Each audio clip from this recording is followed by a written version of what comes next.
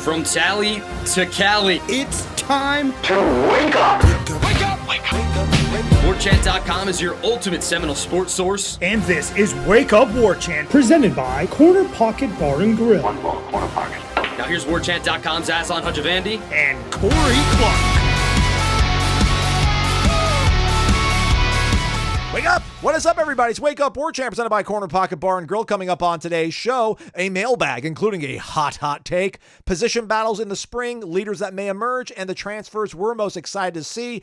And does the transfer portal need fixing after poor Alabama having to deal with a rough go of it right now? Wake Up Warchant, presented by Corner Pocket Bar and Grill, Tallahassee, Florida, cptallybar.com, the website. If you don't feel like typing, just hit the QR code on your screen, takes you right to the website. You can check out the menu, see what's going on, but what would I do on this podcast if I didn't tell you the lunch special, right? It's my time to shine right now. Friday, chicken strip basket, hand-breaded, served with a dipping sauce, or toss in a sauce if you're choosing. Only $8.99 comes with a side dish of your choosing as well, which can include from straight fries, curly fries, onion rings, potato salad, coleslaw, broccoli, side salad, tater tots, or freshly cooked potato chips. What would Corey Clark side dish his chicken tenders with?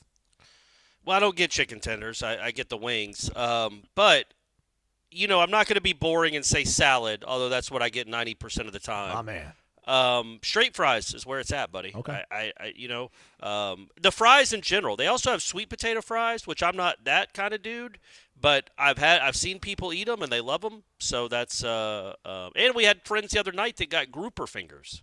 Oh, not as a side dish, but as Bill. a main, and they loved them. They loved them. Stephanie did not. She does not eat seafood and can't stand the smell. Yeah, I'm so with that her. was problematic. I'm with her. The curly fries are also fantastic. Everything's fantastic over the Corner Pocket You don't Bar eat and Grill. seafood? Like fried shrimp, blackened grouper sandwich, maybe if I'm on the beach. But this far inland, no offense, just, Right. I say a little bit away from it. Okay. Not a corner pocket, though. No, It's right off the boat, Yeah. gang. Damn right.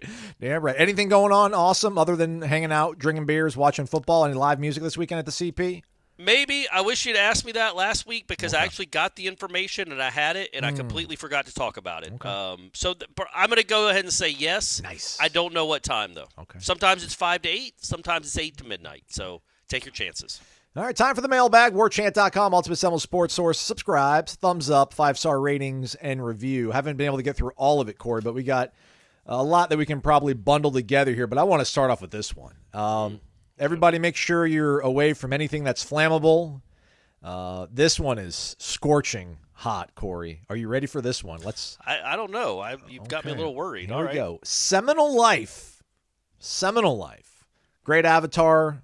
Lance Harbor, side by side with Jonathan Moxon, sidelines of West Canaan. Love it. Wake up, fellas. With the new players and the new look on offense, I think, statistically, we will put up more yards, passing in particular. With Keon and Johnny only combining for 1,200 or so yards last season, we'll see more production from this new group with DJ throwing to them. What are y'all's thoughts? FYI, I listen through YouTube with the cartoon faces while driving in the car from job site to job site. Ha-ha. It's not outlandish. What? No Jordan, no Keon, no Johnny, no problem? Well, I didn't say that, but that they didn't. I don't know what Jordan averaged last year throwing, but I do think it's odd. I'm not saying it's systemic. That's not even a word I'm looking for. I can't even think of the word I'm looking for, so I'm just going to go past. Aslan, you'll cut that in post. But he threw for his most yards all season when Johnny and Keon didn't play. Schematic? Maybe. But, isn't that odd? That he threw for 360 yards when Johnny and Keon weren't even dressed. That's weird. I don't know why that is. I don't quite understand it. But look, man, we've got to be honest about the way the offense looked the final 4 or 5 games of the season. It was not humming, and a lot of it had to do with Johnny missed 2.5 games with a concussion. Yeah. And that's your second best receiver, and then Keon kind of had a injury the final half of the season, but they still kept playing. So you were playing with not full Keon. Not full Johnny, but they were still out there. Well, when Johnny was out there, it was full Johnny. But you know what I mean? They weren't what they were in, let's say, the LSU game. Well, and they also didn't have a lot of depth behind them, at least proven guys. And the guys that would have been depth behind them, like Kentron, like Darion, they weren't practicing either. Now, Aslan, I wrote the story. It's on the website, kind of looking at the offense going into this season with all the portal additions. I keep bringing it up, but they have 13 scholarship receivers. 13. Maybe 14. Maybe 14. Okay. But, Malik Benson is going to be battling with Hakeem Williams. Vandravius Jacobs is going to be battling with, name somebody, Jalen Brown. Destin Hill is going to be battling with Ja'Kai Douglas. No, they're not they're not the top-end Keon Coleman talent. But again, I think 3 through 10, I think they're much better because we assume Kentron and Darian will be healthy. But also, I just think overall, the talent in that room has been raised, even with the loss of the 2 NFL guys, because I think you brought in some really quality depth who might end up being really good, and maybe they just changed the way they – look, here's the deal. They've got to be able to run the ball better. Yes. And I think with the offensive linemen they brought in, you hope they brought in anyway, and the growth of that room, that they have to be better running the football. And if they are, then that's going to open up everything else. And I think the offense can look like it did at the end of 22. Because remember, at the end of the 22, that thing was humming. And they didn't have Keon. So, maybe there's something to that the sum will be better than the whatever that saying is. Clark's not starting off this show strong, gang. He's already on the road to Atlanta, apparently. Let's keep it there real quick. We don't have to, squeeze water out of a stone here, but FSU Brett says he'd love to hear your thoughts, y'all's thoughts, but I'll let you speak for the group here, about the possibility of going 4 wide or maybe 3 receivers and a tight end split out in the slot and running an offense similar to Cannell, Busby, and Winky ran. DJ seems especially suited for that offense. Yeah, I'm not smart enough to know what DJ is suited for. I know he's not suited for the Clemson offense, but apparently nobody is. That's not even a joke. Like, that thing just is broken. But he looked a lot better in the Oregon State offense, but I feel like the Oregon State had a lot of the similar principles that Florida State's does. They like to run. They like to establish the run. They don't ask their quarterback to throw it 50 times. So I would be surprised if Norvell all of a sudden does that. But I think when you look at that running back room, even with the addition of the kid from Alabama, unless the freshmen are really good really quickly, I think your more explosive playmakers by far are probably out wide, and get them the ball. Like, Jalen Lucas is a mismatch nightmare. So's Ja'Kai. So's his brother. And then Destin Hill, a healthy Destin Hill, and then a healthy Kentron and Hakeem and Malik and Jalen Brown all fighting for these roles. There is a chance this could be an electric wide receiver core. It could just be average, too. That is the beauty of this spring practice, gang. But ask me that, and this isn't a joke, ask me that question again 3 weeks into March. And don't you think like we'll have a better feel of what these receivers can be once we see them in person and once we see DJ working with them?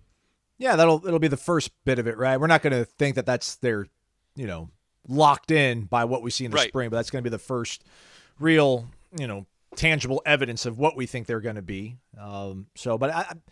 Whatever I think the win total is coming out of the spring, I would hope that I adjust it by like a whole 1 after preseason camp. But we'll see, right? We'll see how much they grow over time. All right, we had a lot of questions regarding this aspect, which is the college football playoff. Or actually, no. This one is this one about the college football playoff, Aslan? You're the one reading all the questions here. I guess it's just about Alabama being on hard times right now. Seemingly everybody out there feels bad for Alabama. What? And Florida State fans do not feel bad for Alabama. We'll start off with huge Noles fan. Wake up, how it goes. Hope all is well. What do you think about Josh Newberg complaining that the portal needs to be fixed since it is biting Bama and possibly Michigan due to a coaching change and the timing of that change after being in the playoff? Where has everybody been screaming the past few years when it's happening to other programs? Also, in that same vein, Chug-a-Lug. It's actually not in the same vein. I'm probably trying to put too much in one little bin here. Noel for Life class of 2007 adds this, though. He's been hearing a lot of buzz about folks feeling bad for Bama because of what's happening to them in regards to the transfer portal. In general, I feel like the portal does have issues that need to be addressed by the college football powers that be. That said, no part of me feels bad about what is happening to Bama. Saban and Bama have ruled over college football with an iron fist. Many programs have suffered under the tyranny of that school and their nauseating fan base. So we got that from him. And then last one before I let you rip one here, Corey. Actually, go ahead. Yeah. What do we think about this, Corey? You want to go ahead and let me rip one here? Well, I mean, that was probably a bad verb to lay out there for you. But I don't know. Will they ever be able to get it right, I guess? Like, it's like whack-a-mole, seemingly. They're when they reduce the windows and the portal, like that sounded like a good idea. But then it turns out that's really not the window, right? That's your just window to put your name in there. You can linger. And then if you're in the playoff, you get a 30-day extension. I just don't know if they can ever create something that is really going to be equitable unless, I don't know, shocker, maybe they just go back to the way it was and they're just one sign day and it's in February. But that doesn't really address the portal, I guess. Let me ask you a question, Aslan. Do you think that if Alabama had been rightly left out of the playoff, that Nick Saban would have retired that week? That's a good question. I think so. I think that would have too. I mean, because what he's leaving for, I assume, is just the whole fact that, roster management, retention, additions it's broken right now. That's would have been the same case whether they made the playoff or not. And then on top of that, we just beat the team and we just won the SEC and we didn't make it to the playoff. This whole sport is screwed up. I'm out. Yeah, probably. But the point being, the reason Alabama is having to go through this now in the middle of January instead of the middle of December when they should have been going through it is because they got let into the playoff. So no, nobody should feel sorry for what they're currently going through. That isn't to say that this is wildly problematic. Just the whole sport in general. I'm going to keep banging that drum. I don't have a problem, if you guys have listened to this show, I don't have a problem with kids transferring. I certainly don't have a problem with kids getting paid. But it's just completely out of control, and you can't manage a roster. So I get the frustration. That said, Alabama fans that are kind of feeling what it's like to be a normal college football fan now, well, you're about to go raid some programs. Like, Alabama's going to get a lot of dudes out of the portal after spring practice, a ton. And are they still going to feel that college football is a joke and needs, you know what I mean? Like, they're just on the receiving end of it now, but they're going to be on the taking end of it very soon. I'm sure it's already started to happen. I'm sure Washington kids are going to come to Alabama. Are they going to say, no, you don't get to come because we don't believe this portal thing is a joke? I mean, this is the new wave of college football everywhere but Clemson, South Carolina. This is what programs do. It's just problematic that the schedule is so screwed up that a coach deciding to retire, or in Michigan's case, maybe leave for the NFL, they won't do that until their seasons are over. Well, their season's not over till January 9th or 10th or whatever it was, 8th? Well, school's already started. So that's what makes it very problematic. Usually when guys left for other jobs, they would leave in December. Or they would announce they were leaving in December, like Mark Richt. Think Mark Richt. Or when Brian Kelly left Cincinnati for Notre Dame, he left before the bowl game. And it gives these other programs a little runway. And now when these coaches leave and you're free to go, now you are just throwing 80 players, 80 very good players into a whirlwind, a tornado, and they're spraying all over the country. And it sucks for Alabama at the moment, but you know what? Who would feel sorry for Alabama? Holy moly. Well, it's yeah, you don't feel bad for the fans. I think maybe you feel bad for Kalen DeBoer, like walking into that situation. But hey, man, he's getting paid a lot of money. He is walking into that situation, which has got more positives than negatives. So he knew what he was signing up for. But yeah, I guess it's just weird to maybe see this. It's like the good-looking person in school struggling with their looks or something. I guess, but what's the alternative? That they're not allowed to leave when their head coach leaves? Well, the only alternative, and again, I'm spitballing this. I haven't sat out here and schemed it all out and drawn it up, is that you probably remove the December transfer window, but then that doesn't allow players to get integrated during spring football, which is crucial. Like, is that fair? No. But, I mean, I guess if you remove that window and there's only one spring window, post-spring rather, like a May window, that makes it fair for most everybody, because at that point, I mean, how many coaches are getting fired in April and May? But then again, you're shooting yourself in the foot. You're not giving yourself proper time to get these players integrated into your system. But I don't know, man, there's trade deadlines in sports that, guys get, figured ways to, contribute. But I guess we're not at that point yet with football. I mean, look, really. it's going to come down to they have to. And I know there was another meeting on Capitol Hill on Thursday, some nonsense. Who knows? I'm sure nothing will come of it.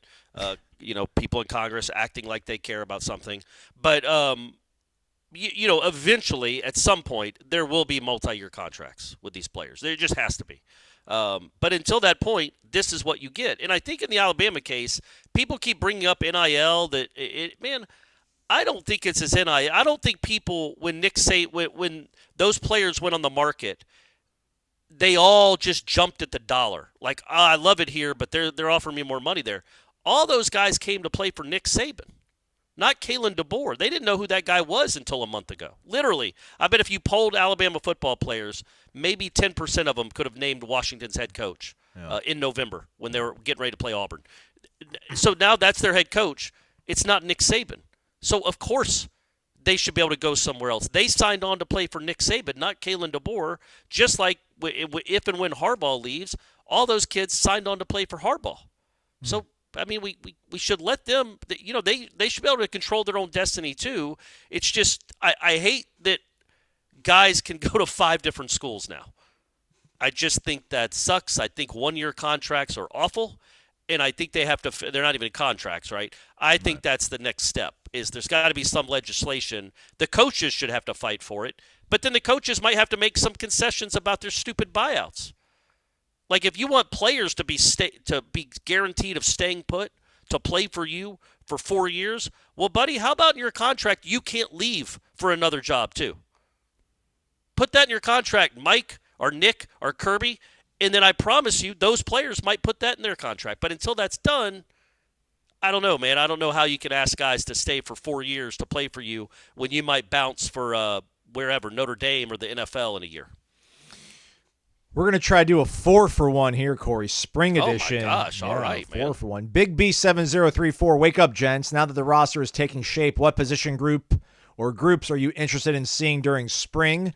Our guy Bakari is interested to see how the receiving core shakes out, as well as who's going to claim the other safety spot. How about leadership? Island Chief wonders what leaders will emerge during mat drills and going into spring as we head into the spring season. He also says if the ACC wants to keep Florida State out of committees on the conference side of things because of conflict of interest, why don't they just go ahead and just kick us out already? I know, then they can't vote on anything. Yeah, touche. Speaking of mat drills, our guy Tennis Ump in Birmingham was asking whether or not we're going to go check those out. Do we get to see any of the off-season conditioning program or what used to be called mat drills, which is now called the Climb? Or no, Tour of Duty. Sorry, Tour of Duty. We usually get to see what, one? The last one, typically, historically? So, yeah. And then the last one, so who are we going to take part in it this year, Aslan, you and I? Might be the time to see if we can, or at least you get involved in it, and then I'll film you doing it or something like that. I should reach out to the people that are responsible for that. So, all right, so see if we can do it. Position battles, who's going to emerge as a leader, and also Gator Kirk wonders what transfers are we most excited about seeing in the spring. Holy moly, that's a lot. So I will say receivers is what I'm looking at the most. You guys position can tell battle, that position the position battle, just the one I'm most interested in. I do want to see what the quarterback situation looks like too, but mainly those receivers because like I've said, you've got Darian Williamson thinks he should start. So does Portier. So does Ja'Kai. So I can promise you, do Destin, Hakeem, and Vandrevius, and then Malik Benson and Jaylen Brown didn't come from Alabama and LSU to stand on the sidelines. Malik Benson didn't produce a lot at Alabama, but he did play in every game. He didn't come to Florida State to sit the bench. And then you got freshmen coming in that, the way they talked about them, maybe one of them can sprinkle in and be a real part of the rotation. But that's what I want to see is that battle. I just think it's going to – because there's so many kind of guys around the same level, I think. That it can do nothing. They have to raise their level to stand out, to get on the field. So that's going to be, to me, really, really fun to watch. And then leaders. Is there going to be a battle at quarterback? No, I don't think so. But I would like to see in the spring game where Brock Glenn is. But maybe he takes such a jump that maybe there is a legitimate battle in August if it's just not clicking with DJ. Because Brock Glenn will have been in the system for a year and a half at that point. So maybe there is a real battle. I'd be stunned if Luke Kromenhoek beat out a fifth-year senior that's, thrown for 8,000 yards in his college career. But I think Kromenhoek and Brock Glenn will be a fun competition because both of those guys are eyeing 2025. And then I guess they got that walk-on kid, right, that was kind of a recruit. Yeah, Trevor Stewart? Something like that. But and I don't mean to dismiss him. I just don't know his name. It just happened a couple days ago. So, yeah, man, that's going to be the quarterback will be fun too. And then for leaders, that's a good question. I think Shaheem for sure. Trevor Jackson, sorry. Just want to get that Trevor right. Jackson. Trevor Jackson. Apologize. I think Shaheem is one for sure. I think Patrick Payton, if he harnesses it the right way, can be one for sure on defense. On offense, I don't know. Ja'Kai maybe? I don't know because so many of them are unknowns. And then the guys that are known, that are stalwarts, that have been here, the anchors for half a decade now, are all those offensive linemen, and they're kind of quiet dudes. I was going to say Darius, man. Maybe Darius. I don't know that Darius shouts at other and I don't mean shouts like Dan Marino dog cussing a receiver. I just mean I don't know if he's that the alpha in the room of the whole offense, but he could be. Offensive linemen don't maybe seem to be those guys all the time, but maybe. And I had somebody else in mind that I just I lost who I was going to say, but yeah. So Maurice Smith, you're talking about the stalwarts on the offensive line. Oh no, yeah, Jeremiah Byers is a guy. Okay. If he's starting, well, he's got to play. But if he's starting, he has a really big personality that I think could maybe galvanize, be a leader on that. And plus, it's he couldn't be a leader this past year, right? You don't come in as a one-year transfer to a team full of the Tatum Bethunes and Jordan Travises of the world and take the reins. So, not in your first year. But your second year, you're more established. You've been here. People are used to you. You've started for a full season. I think that's when you can maybe take over the leadership role. I'll zag a little bit. I think it'll be a little bit of a battle at the quarterback. I know DJ is the presumptive starter here, but I'm curious to see how that's going to work out. But then probably offensive line more so because, with Dimitri being gone, Casey being gone, Maurice will be at center. Robert probably at left tackle. The whole move Jeremiah Byers to guard thing is happening again. So who knows? Maybe that's a thing. Maybe Darius is your right tackle, and then Jeremiah moves inside. And then, is it Terrence Ferguson that ends up starting at the other guard position? So to see how that's going to be configured, I'm really curious to see how that's going to shake out. What about transfers that you're most excited about seeing, Corey, in the spring? Is it DJ? We'll go Malik Benson. Let's see. Man, you were the number one JUCO prospect. Yeah. You were at Alabama. They brought you on. Tommy Reese brought you on. Nick brought you on. You're fast. You're not 6'7", you're not 6'4", but you're fast. I want to see. Just want to see some old-fashioned go routes, man. I want to see Malik Benson. Well, and I want to see Marvin. I'm not going to say his whole name. I'm interested in that, and I'm interested. I'm really interested in the linebacker they just got from Alabama. That dude has played very little college football, but he's probably going to be asked to play a lot at Florida State. So I'm interested in him. And then also, I do know these people's names, folks. I just don't know how to pronounce them. Aslan helps me with this. The other two defensive lineman transfers, the one from Oregon State. Lolohea, piece of cake. Sione Lolohea, piece of cake. But then Tomiwa Durojaye from West Virginia. So I'll give you West Virginia. Tomiwa's, it's difficult. But Lolohea, that's awesome. Lolohea just rolls off the tongue, I feel. Lolohea, yeah. It sounds like a greeting. It does, really. Yeah, it almost sounds like very close to aloha. And then Sean Murphy's our guy from Alabama. Yeah, but there's a lot. That's a lot of transfers and a lot of good ones. So it's going to be pick one, Corey. Pick one. Corey in the corner. Clark in the corner. I can't do it. Malik Benson. There, I said it. Oh, I said Malik Benson. I went with you. It's a good answer, Aslan. All right. Speaking of the aforementioned Marvin, let's just go to our break in the show, our natural break, which is Dave. Bourbon is your friend, Bardstown, Kentucky. Corey, please keep calling our new defensive end Marvins Jones Jr. It reminds me of the last word Tommy couldn't pronounce, Texas Tech. He could only muster Tech for some reason. I truly enjoy hearing you say Marvins Jones, and I frankly wish you would pluralize juniors. On the subject of juniors, why are there no mother-daughter juniors? When my wife Melissa was pregnant with our daughter Violet, I suggested we call her Melissa Jr., and I'll be dadgum if she doesn't look exactly like her mom, Melissa. Missed opportunity, he says, shaking head emoji. He seems to think I'm in a really good mood lately. Must be the dating apps. Is that true? I don't know. How we doing on those apps? We're out there. We're going on dates and stuff. We're seeing what's out there. We're back in the market. We've left our lair. I think it's more so just not having to travel on the weekend every weekend and then go cover practice and cover a press conference and do a live show and this. Everybody, get out your violins. Oh yeah, I know. Yeah, for real. Yeah, Play it for us. Just trying. How hard do we work? I'm sorry, I shouldn't have said that. But yeah, I don't know. We'll have to look into that. Why can there be female juniors? Yeah, Stephanie's daughter could be Steph Jr., right? But she's got a pretty name, so it's fine. Worked out. I mean, I think it goes back to the patriarchy, gang. Right. It's been around for a while. It's been around for a bit. We're chiseling into it. We're taking chunks out of it. Lord knows Taylor Swift's doing her part, but I still think the patriarchy is. I think that's something that could happen maybe in another 100 years, maybe. I don't know, man. It could evolve to that, like when you have a daughter and you want her to have your name, why not call her a junior? Why was that just? I'm sure people are listening to this that have real answers. I really don't know why you couldn't. I know there's a lineage on the line, but there's lineage with women too. So I don't know why you couldn't have a third or a fourth, like a Melissa Stark the third. I've always found this interesting.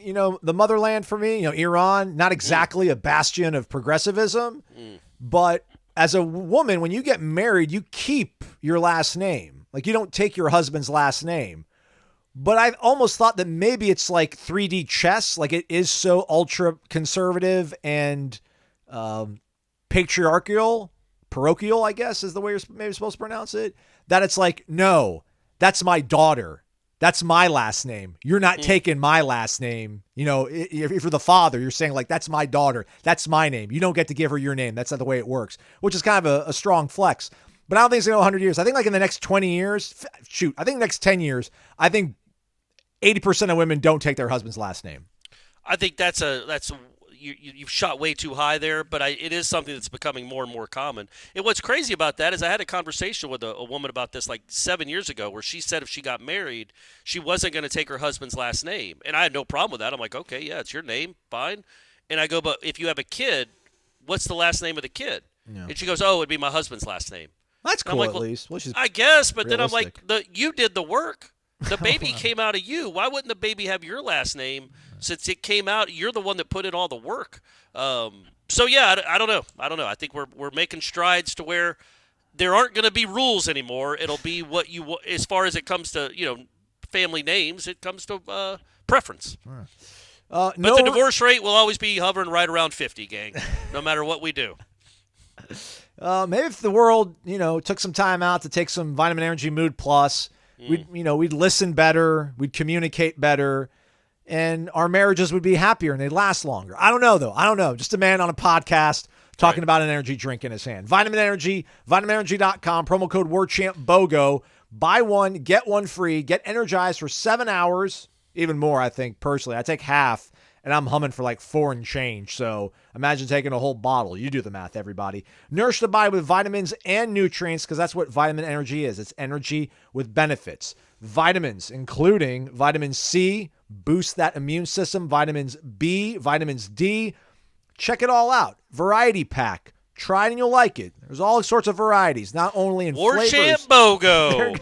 I guess Corey's wrapping me up. He wants to keep talking about spring prognostications. We'll see it even clearer when we take the Vitamin Energy Focus Plus, perhaps. Go to vitaminenergy.com. It's Noles back there making things happen for you, folks. Promo code WARCHAMPBOGO, as Corey said. Shake it and take it. Try it. You'll like it. vitaminenergy.com. All right, where do we go, Corey? Let's give some love to hoops. 5 in a row, 6 over the U. FSU 73-72. We'll start off with him, and then we'll make a quick pivot as well. Good morning, gentlemen. Does the improved play in men's hoops change any succession plans for Leonard? He's a treasure that we've been lucky to have here, but it's hard to believe he can continue to play press against Father Time forever. He deserves a proper send-off that would not have been possible last year. What are your thoughts? And then G. Nolte 84. A below-average basketball team with an atrocious out-of-conference record, sitting at 5-1, destroying everyone's strength of schedule, has to really piss off the ACC. winning. So there we go. I wouldn't say they're below average, though. They certainly were a month ago.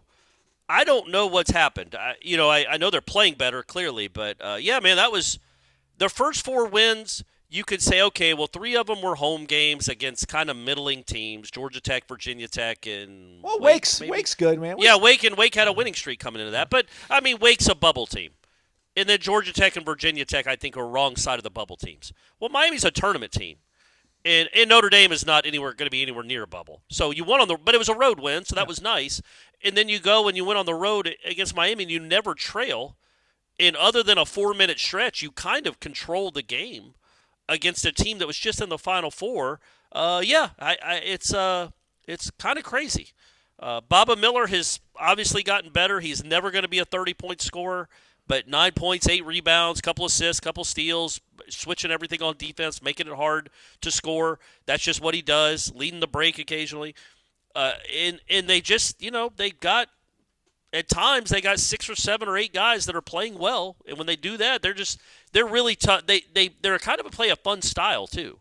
Like it's a very quick pace. It's back and forth. They press the whole game. They try to turn you over like it used to be. When they were better, they didn't necessarily try to force turnovers all the time. They just pressed you to wear you out and to make you use time to bring the ball up the court and wear your point guard out. Well, they don't. Now they're trying to actually turn you over and get fast break points the other way. And I don't know what's happened, like middle of the second half against Lipscomb, what changed, but it has changed. And they're playing so hard. And they really do play. They play hard defensively. They attack the basket. They look for each other. Not a lot of selfish shots. Primo Spears takes crazy shots, but that's his game. That's why he's on the team, is to take some of those late shot clock, just throw it up shots. And he makes a few of them, some big ones in the last couple games. But, yeah, man, it's been fun to see. And the succession plan is a good question because, look, man, when I saw the score of the Lipscomb game, and it got overshadowed because of 63-3, because those happened on the same day. When I saw the score of that in the second half, I'm like, man, I don't know if Leonard's going to make it out of the year. But how much did 63-3 put you in a sour mood that when you saw that Lipscomb score, I was like, our pets' heads are falling off, everything is ruined? No, I mean, I saw it before the game. They played at noon or whatever it was. So I saw in the second half when they were down by 18 or something. I'm like, man, he's lost this team after having 2 horrible teams in a row. He's lost this program. And it pains me to say that because I really, really respect that guy a lot, and he's been very good to me. But it looked like the wheels had just completely we knew the wheels had fallen off. We thought they got put back on, and then it looked like they had just fallen apart again. I mean, you're losing at home to Lipscomb. You're down by 20 in the second half. There's 800 people there. Just the program was at an all-time low. And then to follow that up with 5 straight wins, and you're second in the ACC, and it doesn't seem fluky. Like, they're not going to go 19-1 in the ACC, folks. They're going to lose some games. But they're not winning these games because they're shooting 14 of 20 from 3. Our teams are just missing wide-open shots. They're getting kind of unlucky in some of these games for these other teams to even get close. So, yeah, man, I don't know exactly what happened, but I do think it might, if they finish this year strong and end up near the bubble or on the right side of the bubble, if they make the tournament, I don't know if that makes it easier for Leonard to say, okay, this was a good one for me to leave on, as opposed to a train wreck, or I've got this thing rolling again, I'm going to stick around. Yeah. Those are the 2 options. The way it's going, I would think the way he's looking at this team, and they are pretty young, they've got guys that have multiple years of eligibility. He might look at this team and the way it's playing, and if it continue to play anything close to this, be like, yeah, this is fun. Why would I leave this? Really? And I didn't think he'd have a choice. Right. Now it looks like at least he might have a choice if things keep progressing this way. Well, he is 75 according to Wikipedia. I hope he looks more. Hey, he'd be a young presidential candidate. He would. Spring chicken. I hope he, on the spectrum of Nick Saban to Bobby Bowden, I hope he's a little bit closer to Nick Saban on when it comes to hanging up the whistle. That's all I'll say on that one. I don't know what you mean. Oh, age-wise. Well, just you. But I want him also to leave. I don't want him to leave embarrassed. If you're Saban, like, man, you made it to the playoff. Maybe you shouldn't have made it to the playoff. You won your conference. You beat probably the best team in the whole country this year in Georgia. all right, man, I'm out. I've done everything I could. Like if you're Hamilton, I think it's, all right, man, I'm 75. I showed everybody that like I can take a moribund program like Florida State in the best conference in all of college basketball and make them a consistent winner, have some elite teams, have some elite prospects that go to the NBA.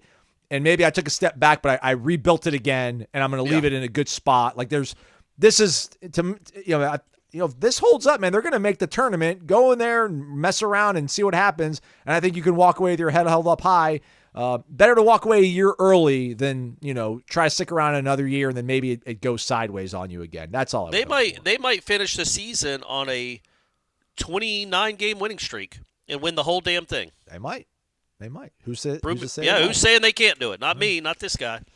Chug_lug. Wake up. This is my first Renex question. I was a longtime subscriber back in the rival days, but I gave it up 10 years or so ago as an expense-cutting measure.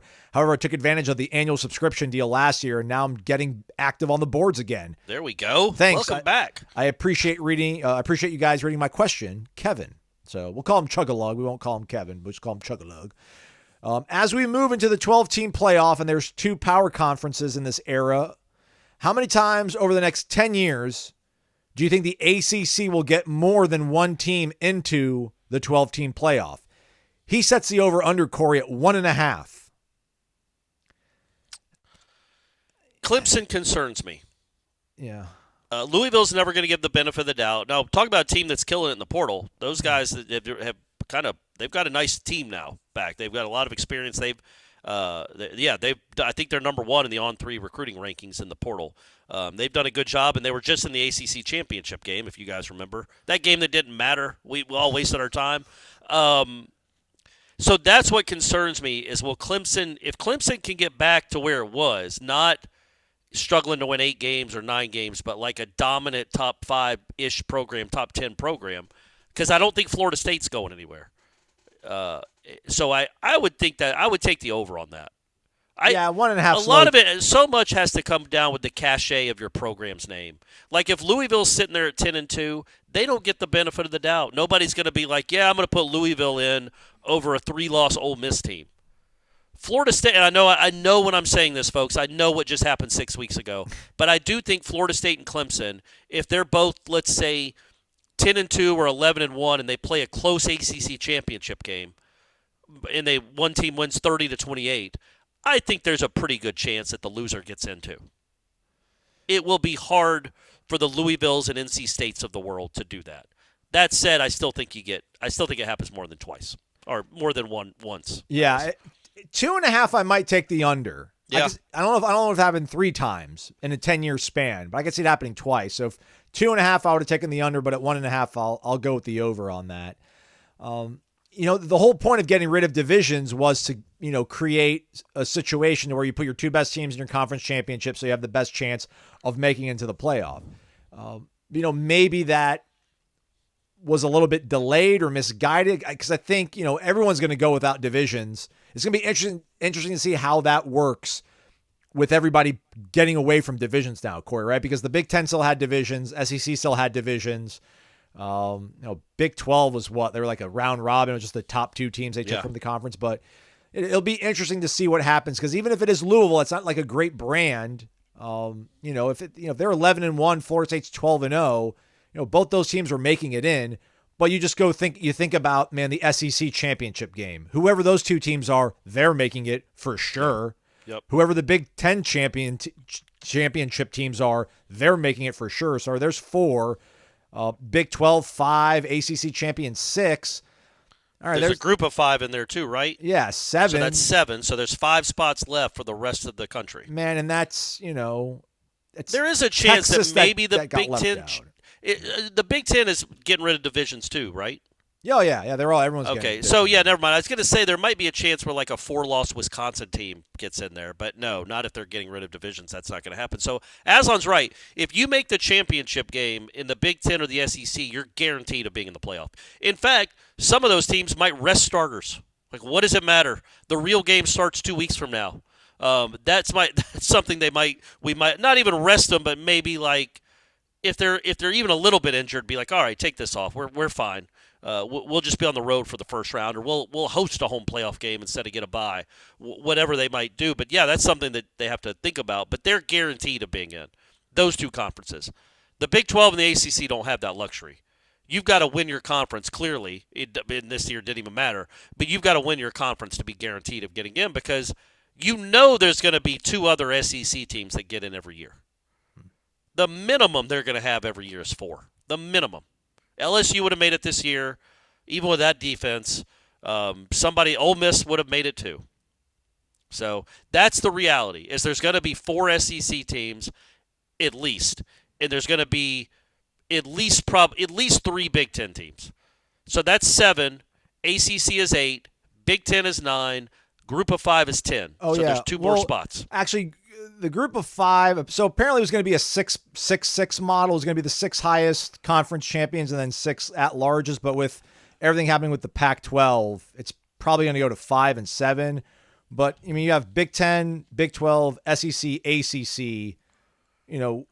There's no, so that leaves one other conference out there. So that probably does, that 5th highest conference champion is probably one of your group of 5s, I guess, in a roundabout way. But we're not talking about Notre Dame. That's another team that's come on, going to have a don't waste our time with that. Well, they're going to have they have like their own pathway, like their own unique pathway of getting in there. So that's going to throw a fly in the ointment as well. Isn't it insane that college football has still somehow managed to be relevant, even though Notre Dame hasn't won a national title in 35 years? Amazing. It's incredible. Isn't that crazy? Anyway. All right, moving along here. Mimi Knoll 14, wake up, met you at Top Golf in Jacksonville. Is she talking to me or you? I think both of us. I didn't know if it was one of your Tinder dates. Oh, what's up? Do you go to Top Golf? What's up, Mimi? If there should be a Top Golf Suites here in Tallahassee. Never went to it. Now it's closed. Oh, okay, just like everything else in Tallahassee that makes it 2 years. Other than Corner Pocket Bar and Grill. Corner Pocket, buddy. Corner Pocket. There's a reason, everybody. There's a reason. 17 years. Yeah. I think she says she met you. She says you at Top Golf in Jacksonville. Maybe she means me, but you were with me last time I was at Top Golf in Jacksonville because that was the Taggart Willie Taggart booster okay, stop. Yeah, so that was golly 6 years ago. 6 years ago. Jeez. All right, we seem to have a lot of running backs and quarterbacks. Can you comment on why we are loaded there and who will be leaving? Ooh. I don't know that any of the quarterbacks will be leaving this year. Right. I would say running backs. I don't even want to speculate. I don't think any of the running backs will leave. Yeah, doesn't feel like there's a surplus or an embarrassment of riches at either of those spots. There will absolutely be a couple of receivers that leave. Yes, there just have to be. I mean, they've got so many of them. But I don't see, because they're going to have 5 or 6 running backs. You've got on scholarship, you've got Toafili, he's not leaving. Keziah Holmes, I don't think is leaving. Samuel Singleton's just a redshirt freshman. The kid that just came in from Alabama, Roydell, and then the 2 true freshmen. I don't know that any of those seem viable to leave. Yeah. Maybe. I would think there's going to be some that leave in December, but I don't think any of them would leave until then. Once they see how the season plays out. Yeah. And for the quarterbacks, it's just you can't leave, right? If you're Brock or because you might win the job. Yeah, unless it becomes clear to you, like if Kromenhoek takes Glenn's spot very quickly, that I'm not predicting that to happen, by the way. But if that were to happen, maybe Brock looks somewhere else. Or if Brock, the discrepancy, the difference, the chasm between Brock Glenn and Kromenhoek is so wide that Kromenhoek's like, man, I don't know that I'm ever going to catch up with this guy. That might precipitate something, but that's world highly we live unlikely. In. Yeah, and I think that's unlikely too. Yeah. I mean, I could see maybe a world where I can't either. But like if Kromenhoek was a prodigy, right? He just came in here and was absolutely lights out. I don't know, Tua freshman year-esque, Caleb Williams freshman year-esque, where you're just like, man, he is for sure it. Like if DJ goes down and maybe Brock, sprained his wrist that week in practice, Kromenhoek gets into a game, he rips off 5 straight wins and takes to the playoff. If you're Brock, you're probably like, well, it's his team now, so I'll move it along. But, highly unlikely situations. They're well positioned at all those positions right now. So keep it on, gentlemen. Recruiting. PCB Noleman, wake up. I missed it. Where did my favorite tight end, Biscuit, end up? He made a lot of big catches over the years for the Noles. It's in Tempe with Kenny Dillingham. That's right. Arizona State. Reunited, man. Mm-hmm. Good for him. Naked_Nole, wake up. We managed to keep our coach, but I have my doubts about the other ACC schools. What ACC school is likely to lose their head coach in this next round of the coaching carousel? I mean, who's going to want, who wants Mario? Who wants Manny Diaz? Who wants Dave Clawson? Done a great job at Wake Forest, but I don't know. Yeah, I don't know. Is there any name that's maybe Doran? Me? Maybe Doran? Yeah. I mean, NC State's always pretty good. Right. Right? And what else could you want at NC State? So if you're always pretty good, like I think they average probably 8 wins a year here the last half decade or so, I feel like. And if you're always pretty good at NC State, I feel like that translates into if you get some more resources and some better recruiting or better NIL, maybe that translates to 10 wins in an SEC school. I think he could at least be appealing. Not that appealing, but maybe a little appealing. Or if the guy at Syracuse crushes it. Oh, yeah. Maybe. But he's just in his first year, so he's got a lot to prove. And I don't think Braum would leave. I think Braum's a very good coach. Yeah. But I don't know that he would leave because that's his alma mater.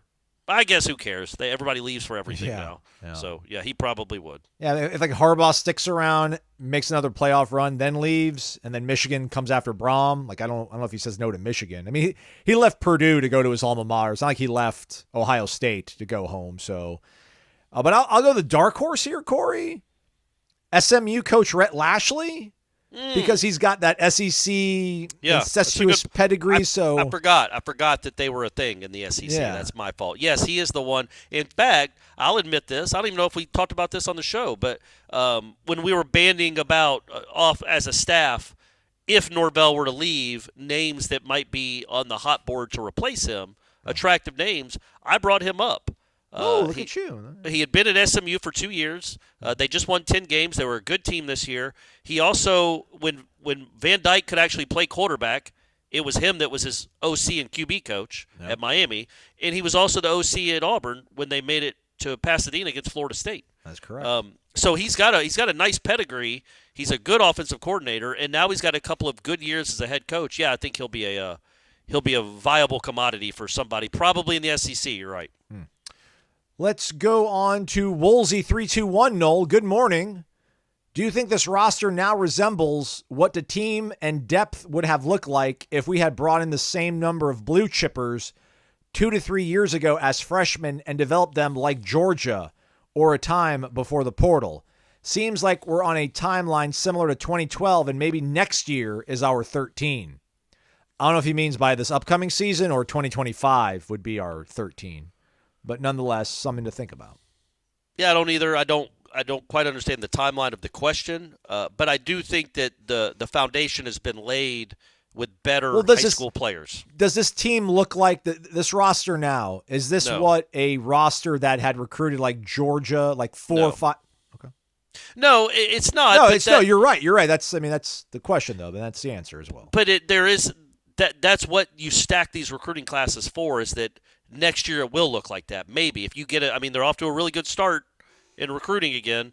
We'll see if our men keep to their commitments. By the way, the countdown is on, KJ Bolden. Caleb Downs is coming for you. Good luck sitting on the bench. And I forgot that Georgia has the best safety in the country, Bullard, an All-American. He's already one of the other safeties. So if Caleb Downs comes, that's your 2 safeties at Georgia. So good luck, KJ, getting on the field. I think you'd have a better chance at Tallahassee. That's just me throwing stuff out there.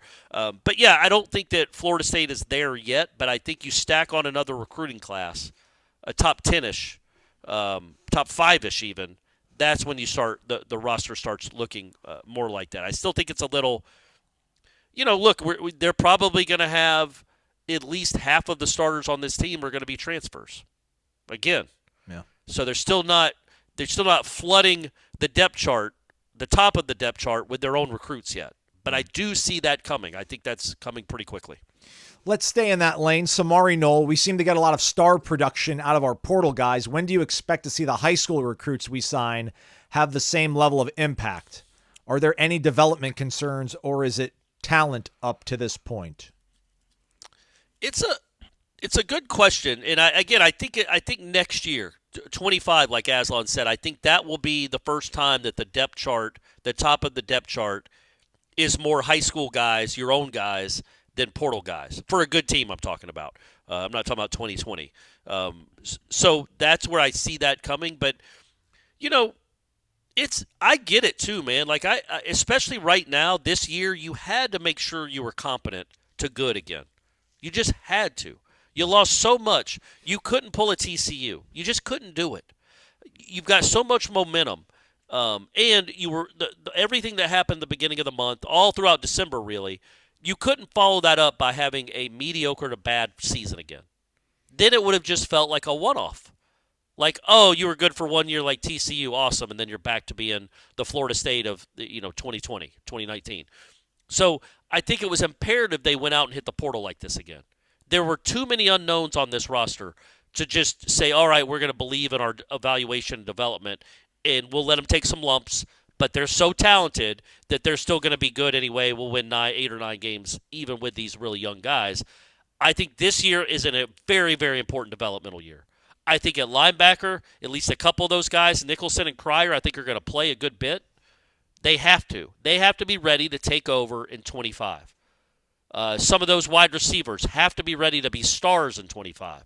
You're going to have to get some linemen in. I mean, I know those are actually your own guys, but some of these guys from the last 2 or 3 recruiting classes, you're at some point going to have to trust your development and let them play.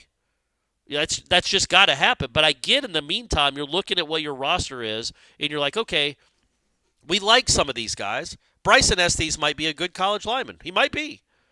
But we know he might be a good starter, capable starter. But we know the kid at Florida we know what he is. He just started for 13 games at guard. And he's available. Of course we're going to take him. The kid at the Ferguson kid from Alabama, maybe he's an NFL guy. Let's take a shot on that too. I get the appeal of that, but also, again, as I pointed out a couple shows ago, you go look at these portal rankings. Georgia and Ohio State aren't in the top 5. They do it from within and then fill a few holes here and there. Now, they fill them with great players, but they fill a few holes. That's where I think Norvell would like to get to one day, but I still think you're a year away from that. Clearly, because they've got, 13 guys out of the portal already? No. To your point, I mean, let's be honest. Let's be a little objective here. Let's look at things from the past. I mean, we joked about, maybe 10% of that Alabama roster a month ago knew who Kalen DeBoer was. Well, man, you go to 2020 and probably 10% of the Florida State roster or, blue chip recruits knew who Mike Norvell was. 2020 is an abject disaster. 21 starts off terribly, 0-4. Yeah. And then in 2022, for as great as that season was, you had a 3-game losing skid in the middle of October. Right. So even when you were trying to sort of build up some momentum there, it really didn't start catching on until late November. And by that point in 2022, all these guys that are going to commit in December have already made their minds up. So like last year was your first, and I don't want to put like that expectation that you have to go 13-0 in the regular season and your conference championship game to have a really strong resume and foundation to bring in high school recruits. But yeah, I mean, you have to string together a couple of those type of seasons when you don't have the flash of like a Kirby getting hired away from Alabama to Georgia and doing pretty well in year one. So like now that they've got that one real true front to back awesome season, and they're going to seemingly stack it upon what we think is going to be competing for a conference championship and probably a spot in the playoff, then yeah, now you're starting to cook with real gas, and that's real sustainable progress and success to these kids that are 17, 18 years old. Let them grow up seeing Florida State doing great more than just for like a 2-month span, It's a good point, too, and I think that's been proven now that Norvell, and weirdly, the snub gave Florida State so much attention that they're even more in the national consciousness than they were, 2 days before that, I think. But you brought up a good point because I was thinking, haven't at least 3 or 4 of these kids that have committed out of the portal, didn't Florida State finish second when they were in high school? Yeah, they Jaylen were Brown right for on sure. them. Yeah, Jaylen Brown, Earl Little. I mean, those two guys in particular. Yeah, they were runners up. It may. Yeah, so I think, and you remember when. So the point being, they saw the proof a year away. Like they probably really wanted to come to Florida State, but it's hard to turn down LSU, and it's certainly hard to turn down Alabama. And then you see the proof in Tallahassee, like, oh, this guy, he talks a good game. Well, he's also delivering. Look at this team. Look what he's done in a short time. All the stuff he told me in my living room was correct. And so when their recruitment, quote unquote, portal recruitment becomes open again, these guys that they finished second for, KJ Bolden, are starting to look at Florida State like, okay, maybe that's where I should have gone all along. And why I bring that up, you remember Terrion Arnold, the cornerback at Alabama, that's going to be a first-round pick. Yep. He talked when he was on whatever that show was, and he talked because he grew up in Tallahassee, and he admitted, he's like, if Florida State was back then what they are now, I probably would have committed to Florida State. Yeah. And that's a big deal. Like that's the inroads you're now making, where these guys don't have to put on YouTube to see one of your really good football teams. It's there. They saw it all year. And so I think that is going to help. You're going to see that more with these high school recruits. I mean, you're seeing it.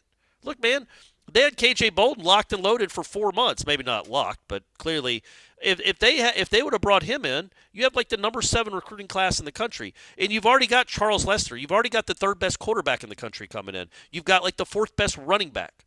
Like 4 years ago, you weren't sniffing any of those dudes. So that's what, and so now look at what they're doing with this class. They just got a big commitment a couple of days ago, and they're going to get more. Our man, Silent F. We got French. Maybe he'll be one, but like they're in on a lot of high profile, huge names that they weren't even getting their phone calls taken 4 years ago. So yes, he is proving it. They are noticing it, and I think you're just going to see it continue to accelerate. Hopefully, anyway. Busy weekend of gridiron football, as they call it over in Ireland. The NFL, the playoffs. What is it, divisional round week they call it or something like that? Even though you're not playing super divisional week. Weird stuff. Go to mybookie.ag, use the promo code WARCHANT if you care to bet on games, and you get an instant cash deposit bonus when you sign up for the first time. You can bet anything, anytime, anywhere. Let me see what I can press Corey on this time around. What are you thinking about the Bucs against the Lions? I thought, Detroit, I don't want to call them team of destiny or whatever, but, getting over that hurdle of facing against their former quarterback. Maybe there's an emotional letdown. This Tampa Bay team kind of left for dead when the season started and then going into week 18. But then they get the playoff spot. They vanquish the defending NFC champions. Do you want to take the 6.5? Do you want to give them out? Do you want to take Tampa straight up and go crazy, Corey Clark? Or do you want to punt on Detroit-Tampa? I think I would like to take Tampa. I'm not saying they're going to win. I think it's going to be a close game. I feel like they're playing with house money.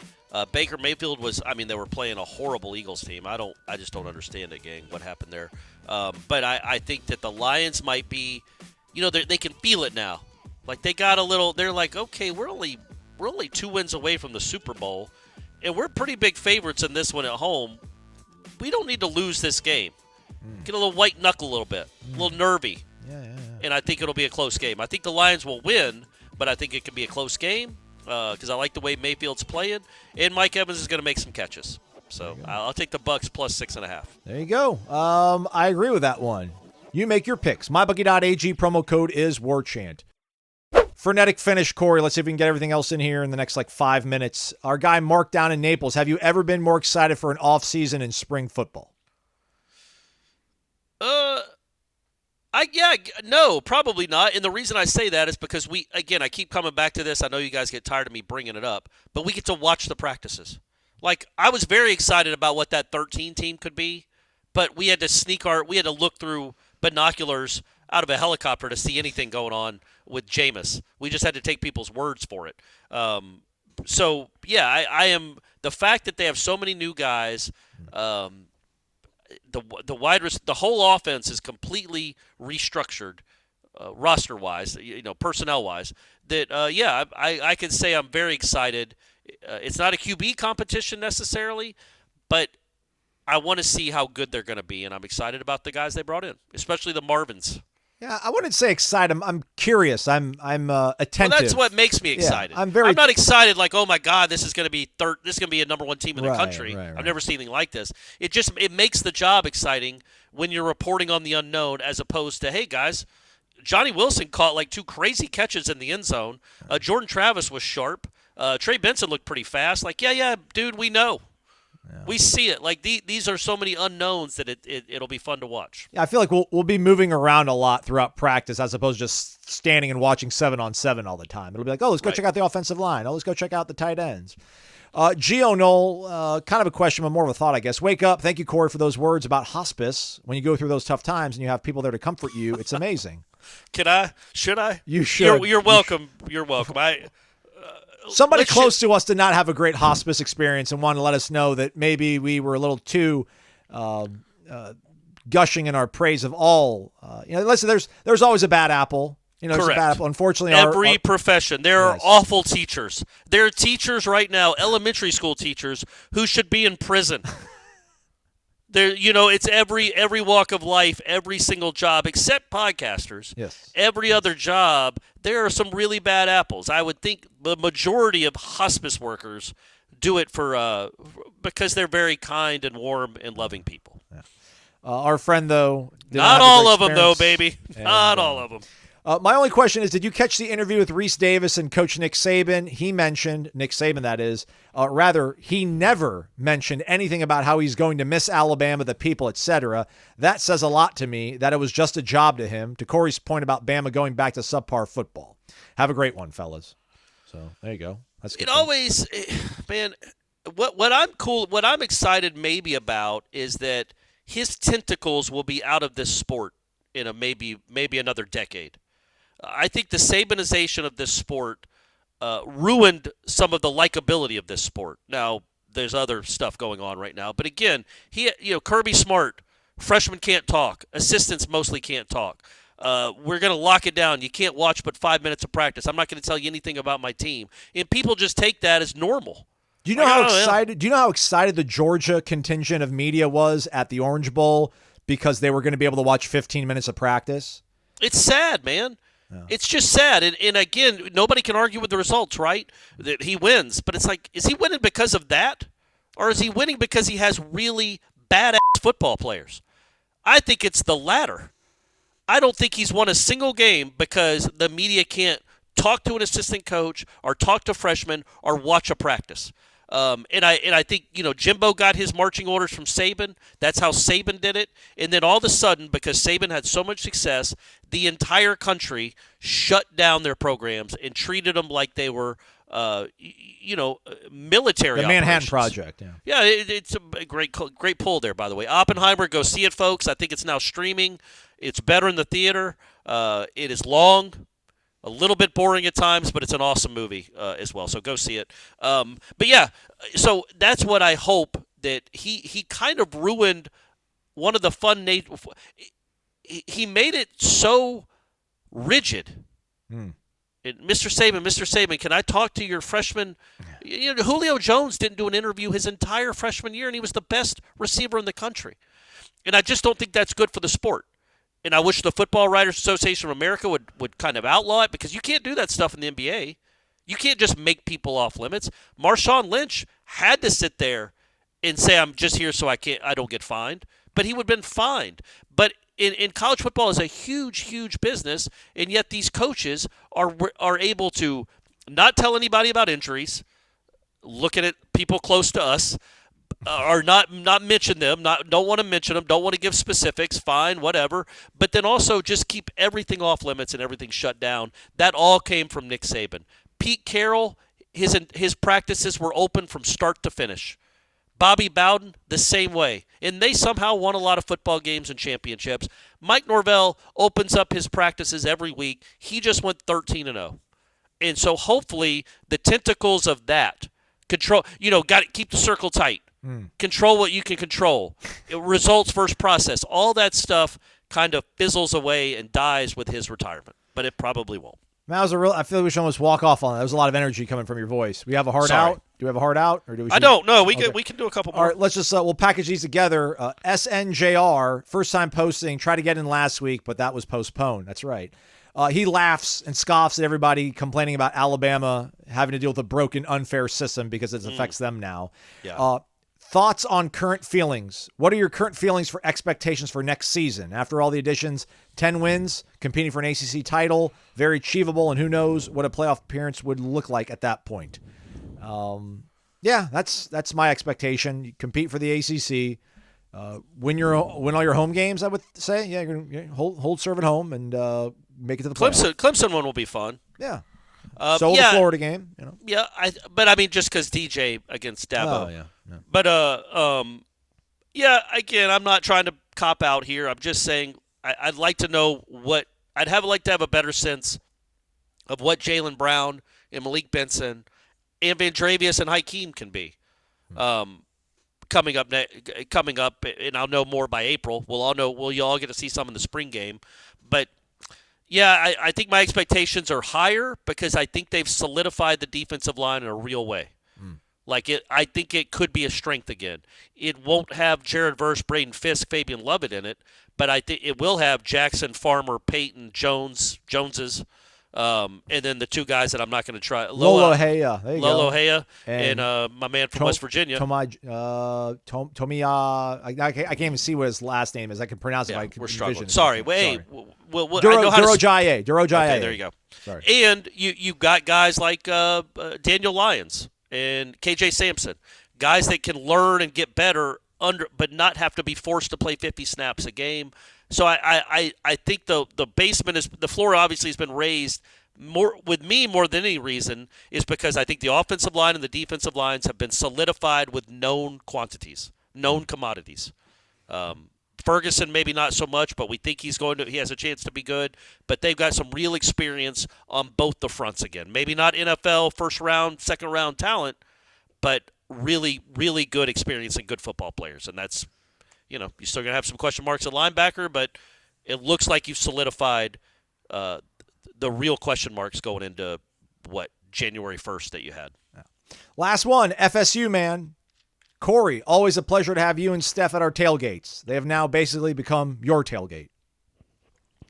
Who is this? Did they sign it? Who is this? No, it just says FSU, man, all one word. Okay, could be Keith. I don't know. Or it could be somebody that's there. Yeah. Mike Norvell seems to be a man on a mission lately. Not that he wasn't already, but it seems even he had a light bulb go off in his head on what he has learned since Jordan went down in the snub. Quarterback room getting much better post-Jordan with not just DJ and Luke, but now also Jackson. That's right, Trevor Jackson, shout out. So, as to where one may go down, the next man up won't seem like such a huge drop-off in the future. Do you see him not just winning next year, but winning by a lot? Or do you still see him taking a knee on the 5-yard line with 2 minutes left in the game? Yeah, I don't think that'll change. And look, man, they didn't do that against LSU. They could have taken a knee. They ran it in for one more score. I don't think he's going to become like a bad sport. If the game's over, the game's over. But, I'm more concerned with does he have a team good enough to take a knee at the 5 with a comfortable lead. I think he does. In 75% of the games they play, I think 9 of the 12 games, they should be appreciably so much better than the team they're playing that should happen. But, that won't be the case against Notre Dame. That won't be the case against Clemson. Maybe not Florida. Miami's got Cam Ward. Well, I shouldn't even. 75% might be too much. But yeah, 65%. Yeah, probably if that math works out with 12. So 5 out of 12. But I think that I like that he's got himself a team that should not be a far drop off, at least right now as we look at it, from what he had at the end of last year. And look, again, as we talked about at the beginning of the show, there's a chance this offense in Ireland is better than the one we saw against Miami. And the one we saw against Pitt, I know Pitt, they didn't have any receivers. But, again, that offense wasn't clicking against Miami. It didn't click against it was somebody else in there too. And it wasn't clicking against North Alabama. So, I think there's a chance that the defense is going to take a step back. Maybe the offense can take a step sideways or maybe a tiny step forward if these receivers turn into really good players. Going to be fun to see, gang. Going to be fun to see. I don't think I answered the question, but I tried. And we love tailgating there. I don't get too drunk, Aslan, if you're wondering if I tailgate hardcore before those games. I don't. No, I've seen you there once. You were composed. You have to go work afterwards. But I don't know what happens in the post Post-game tailgate, I don't know. I've never been in one of Not those. usually there long. I go there to pick up Stephanie. She's usually laying on the sidewalk. It's a joke. It's a joke, everyone. It's a joke. By the way, she's gone sober for the whole month. Ooh. Getting ready for the wedding. Dry January, huh? Dry January. So I told her that might be dangerous if she's planning on, getting after our wedding at March. She needs to, maybe middle of February start build up a tolerance again. But we'll cross that bridge when we get there. But she's loving it. She likes it. So, but yeah, the tailgating is fun. People are very nice to me, and they're very, very nice to her because she's a very nice person. I heard the new thing is instead of trying to go sober for a whole month, it's just going easy for me to say because I don't really have to drink a lot to have fun. Right. Not shooting arrows at anybody, not throwing stones. Sounded like that was an arrow at a lot of people. But go sober for 1 week every month. And that's like a moist January? No, just go sober, for 1 week every single month throughout the year. Like that's probably a better thing to do than trying to hold your nose for a whole month in January. Just go sober for a whole week in January, go sober for a whole week in February, and you actually have ended up being sober for more days than had you done it for a whole month, back to back. So that's good. Hey, good thinking, Aslan. All right. Okay. I think TikTok came up with it, so I can't take credit for it. All right, we're done. That's it for us. Jeff Cameron Show, maybe 1 to 3 o'clock. He was back. He was back on Thursday. Yeah. Well, it's Friday. It's the off season. What's there to talk about? But I guess they talk about the NFL a lot, so maybe they'll get you ready for divisional round weekend or whatever. Maybe some golf prop bets. There you go. That's always out there too. So check that out. Warchant.com got you covered all the time. The replay of the recruiting show also available on the Headlines podcast feed. So do check that out. He's Corey Maslon. Thanks again for listening to another week of Wake Up Warchant presented by Corner Pocket Bar and Grill.